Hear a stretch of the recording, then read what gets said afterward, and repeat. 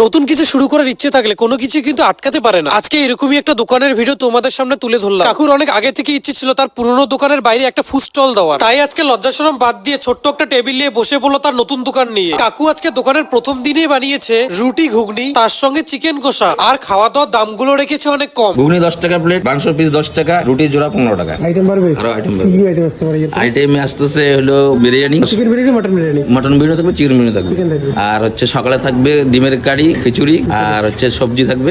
এত কিছু বলার পরে সত্যি কি খাবার গুলো সুস্বাদু হবে? তাই প্রথমেই নিয়ে নিলাম রুটির সঙ্গে ঘুগনি।